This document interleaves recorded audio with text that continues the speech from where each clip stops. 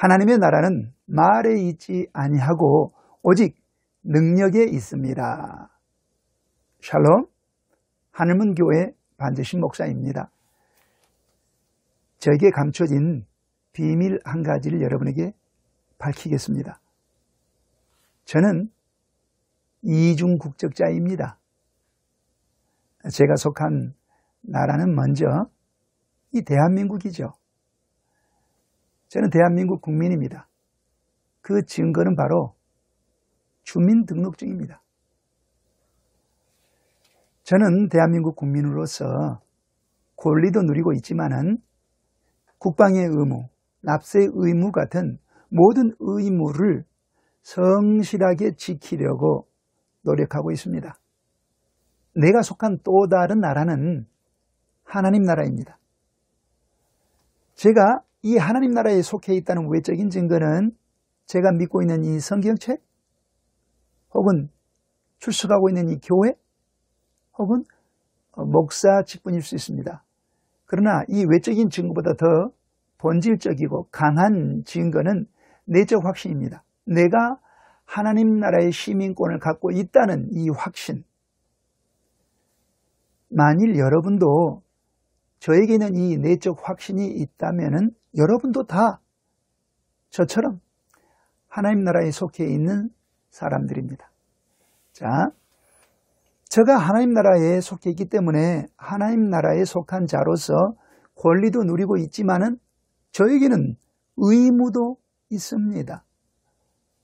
바울 사도 당시 고린도 교회 일부 성도들은 하나님 나라의 백성으로서 권리만 누리려고 했지 그들에게 부여된 의무에는 관심이 없었습니다. 그래서 바울 사도는 본문 말씀을 통해서 그들에게 어떠한 의무가 있는지를 설명하려 하고 있습니다.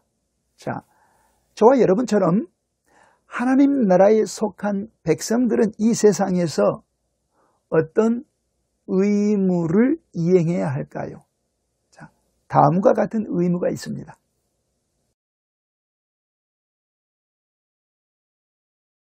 우리에게는 신행 일치의 삶을 살아야 할 의무가 부과되어 있습니다.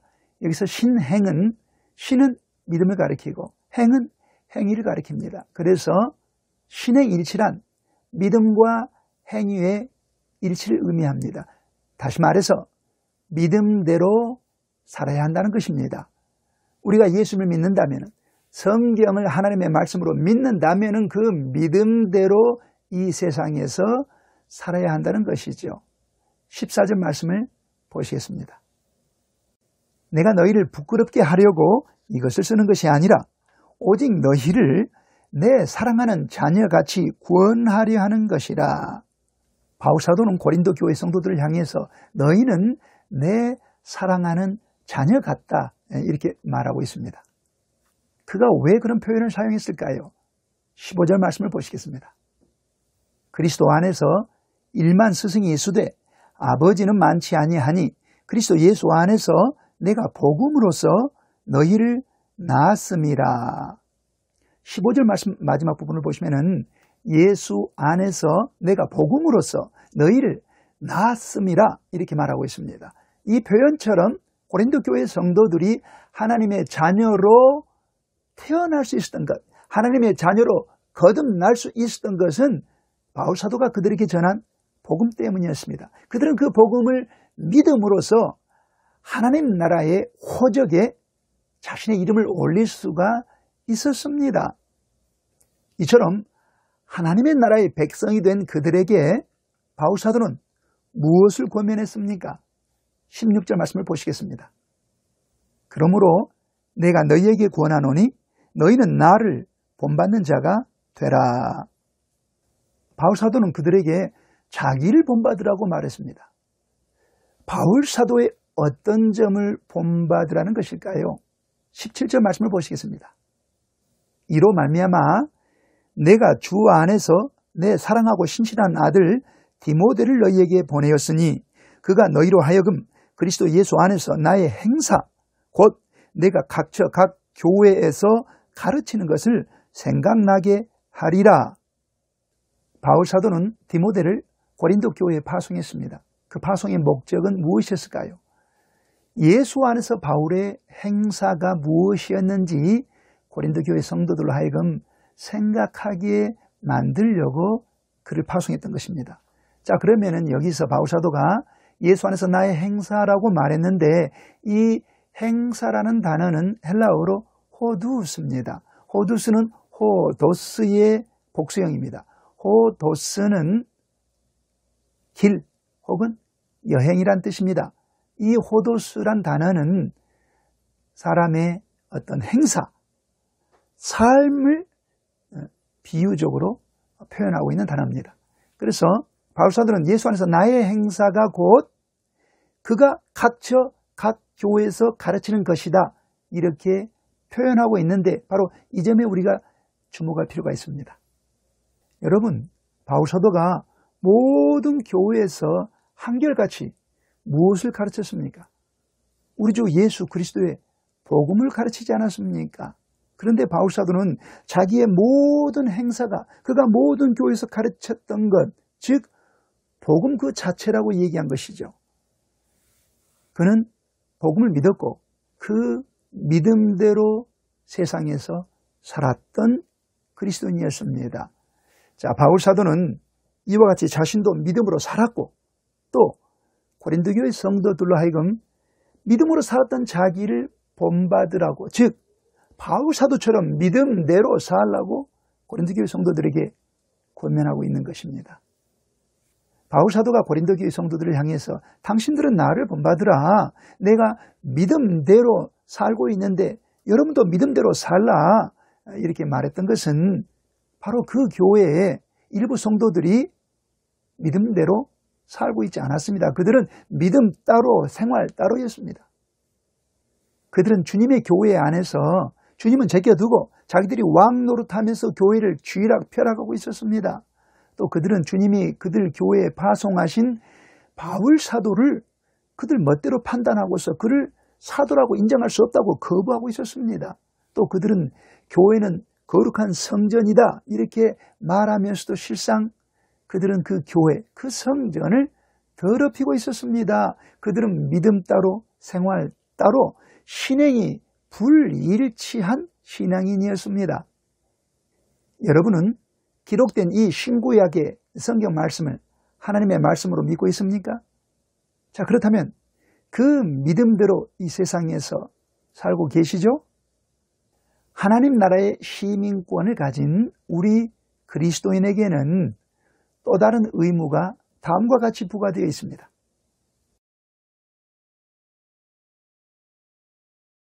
하나님 나라의 백성이 된 저와 여러분에게는 이 세상에서 반드시 능력을 나타내야 할 의무가 있습니다. 무슨 말입니까?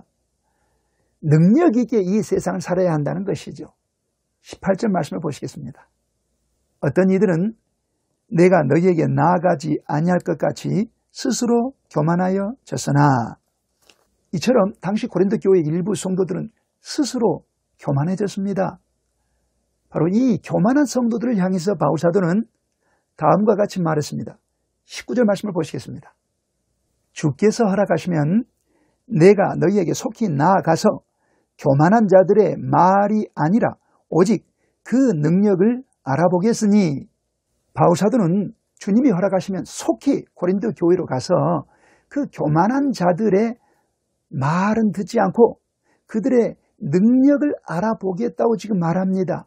자, 바울의 이 표현에서 우리는 고린도 교회의 그 교만한 자들은 말만 무성하고 그들의 삶 속에서 능력은 나타나지 않고 있음을 유추할 수 있습니다. 바울사도 당시 로마 시민권 소지자들은 그들의 학령기 때에 아르테스 리베랄레스 교육을 받았습니다. 이 아르테스 리베랄레스 교육은 일종의 교양학과였습니다. 이 교육 과정에서는 반드시 두 가지 과목을 필수적으로 익혀야만 했습니다. 첫 번째 과목은 레토릭이라 불리는 수사학이었고 또 다른 과목은 변증학이었습니다. 이 수사학은 말을 어떻게 하면 효과적으로 효율적으로 말할 수 있는가, 그 기능을 익히는 과목이었고요. 변증학은 그 말을 어떻게 하면 논리적으로 말할 수 있겠는가? 논리적 표현 능력을 익히는 과목이었습니다. 자, 학년기 때 이 수사학과 이 변증학을 열심히 익혔던 사람들은 한마디로 말을 잘했습니다. 대단한 웅변가가 되었습니다. 그들은 놀라운 웅변 실력을 통해서 사람들의 심금을 울리고 또 사람들에게 감동을 주고 사람들을 설득해서 자기의 말을 따르게 만들었습니다. 고린도 교회 내 교만한 성들도 분명 그랬을 것입니다. 그들은 말을 번들하게 잘해가지고 교회 성도들을 설득해서 자기들의 말을 따르게 했습니다. 하지만 그것뿐이었습니다. 그들은 믿음으로 살지 않았습니다. 그들은 믿음 따로 행동 따로 했습니다. 그들은 예수님을 믿고도 새 사람이 된 것이 아니라 여전히 옛사람 그대로 살았습니다. 그런 그들이 바울 사도가 고린도에 세웠던 그 교회를 바울파 아볼로파로 분열시키면서 고린도에 세워진 하나님의 나라를 허물어뜨리고 있었습니다. 고린도 교회 안에 그 말 잘하던 성도들처럼 오늘 우리 한국 교회 안에도 말 잘하는 분들이 많습니다. 그들은 말을 잘하니까 유명한 목사가 되고 저명한 교수가 되기도 하고 잘 나가는 방송이 되기도 합니다. 그들의 트위터 계정에는 팔로우들이 수십만 명입니다. 또 그들이 페이스북에 포스팅을 올리면은 그 내용이 일간지에 기사화가 되고요. 그들의 유튜브에 들어가 보면은 구독자들이 수십만 명입니다. 그들은 말을 잘하니까 잘 나가는 사람이 돼요. 얼마나 말을 잘하는지 현란한 논리로 이렇게 말하기도 하고 또 글을 써서 책을 만들기도 합니다. 한국 교회는 썩었다. 한국 교회는 부패한 권력과 부정한 자본과 결탁을 해서 외형적으로 크게 성장해 악취가 진동한다. 한국 교회는 반공 이데올로기로 똘똘 뭉쳐서 한반도의 통일을 방해하고 있다.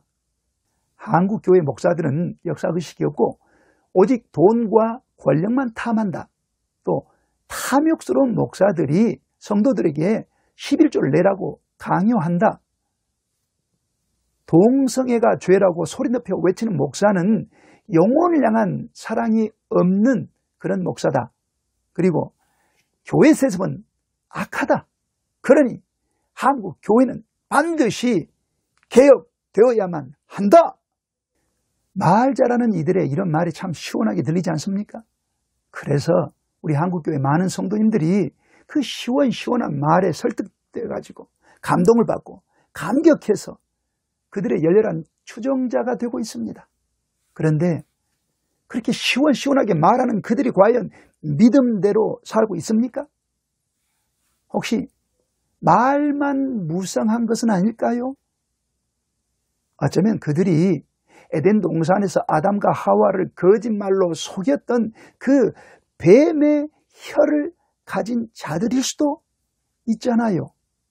여러분, 바울 사도라면은 그처럼 말을 시원시원하게 잘하는 유명한 목사, 저명한 교수, 잘 나가는 방송인에 대해서 어떻게 대했을까요? 19절 말씀을 다시 보시겠습니다. 주께서 허락하시면 내가 너희에게 속히 나아가서 교만한 자들의 말이 아니라 오직 그 능력을 알아보겠으니, 바울 사도는 그 말 잘하는 사람들의 기가 막히게 논리 정연한 말, 화려한 말, 설득력 있는 말, 그 시원시원한 멋진 말에는 귀 기울이지 않고 오히려 그들의 능력을 알아보겠다고 말합니다. 바울 사도가 말한 능력은 어떤 능력일까요? 불신자들 하여금 예수를 믿게 만드는 능력 아니겠습니까? 또 전도할 줄 모르는 그리스도인 하여금 전도를 잘하는 전도의 용사로 만드는 능력이고, 믿음이 약한 자의 믿음을 강하게 세워주는 그런 능력이고, 또 기도할 줄 모르는 사람들 하여금 불같이 기도하는 기도의 용사로 만드는 능력이고요. 그리고 복음을 전해서 교회를 세우는 능력, 그리고 복음을 전하다가 어떤 핍박과 박해를 당하더라도 참고 견디며 그 핍박과 박해를 이겨내는 능력, 그런 능력 아니겠습니까? 자, 이처럼 우리가 사는 이 세상에서 이런 능력을 자신의 삶 속에서 나타내는 그리스도인이 하나님 나라의 백성으로서 의무를 잘 이행하고 있는 사람입니다. 20절 말씀을 보시겠습니다. 하나님의 나라는 말에 있지 아니하고 오직 능력에 있습니다. 여러분, 믿음대로 살지 않고 말만 무성한 그리스도인 앞에는 무엇이 그를 기다리고 있을까요? 21절 말씀을 보시겠습니다. 너희가 무엇을 원하느냐? 내가 매를 가지고 너희에게 나아가랴? 바울사도는 믿음대로 살지 않고 말만 무성한 고린도 교회 내의 그 교만한 성도들을 향해서 내가 여러분에게 나아갈 때에 매를 가지고 갈까요? 자, 이렇게 말합니다. 자, 이 매를 좀 더 확대 해석하면은 하나님의 징계의 매라고 할 수 있습니다. 믿음대로 살지 않고 말만 무성한 교만한 자는 결국 징계의 매를 때리시는 하나님을 만나게 됩니다. 하나님은 믿음대로 살지 않고 말만 무성한 교만한 자를 반드시 징계의 매로 다스리십니다. 여러분, 이 매를 맞게 되면요, 그 사람은 그 눈에서 피눈물이 날 수 있어요. 부디 이 징계의 매를 맞지 마시기 바랍니다. 그러려면은 믿음대로 사시고 능력을 여러분의 삶 속에 나타내셔야 합니다. 우리가 믿음대로 살고 능력을 우리의 삶 속에서 나타내게 되면 우리는 어떻게 될까요? 21절 말씀 뒷부분을 보시겠습니다. 바울사도는 이렇게 말합니다. 내가 너희에게 사랑과 온유한 마음으로 나아가랴? 바울사도의 이 말은 무슨 뜻일까요? 믿음으로 살고 또 능력을 자신의 삶 속에서 나타내며 살게 되면은 그런 신앙인은 반드시 하나님의 깊은 사랑을 맛보게 되고 그의 삶 속에서 온유하신 하나님의 음성을 듣게 될 것입니다. 자, 바울사도가 그 증인입니다. 바울사도는 믿음대로 살았고 그의 삶 속에서 능력을 나타내기 때문에 그는 하나님의 사랑을 깊이 경험했고요. 그가 만난 하나님은 온유하신 하나님이었습니다. 자, 이제 여러분 어떻게 사시겠습니까? 저에게 그 질문을 하신다면 저는 오직 믿음대로 살겠습니다. 그리고 내 삶 속에서 능력이 나타나도록 살겠습니다. 그래서 반드시 하나님의 사랑을 깊이 맛보고 온유하신 하나님의 음성을 들으며 살겠습니다. 왜냐하면 나는 거룩한 이중 국적자이기 때문입니다.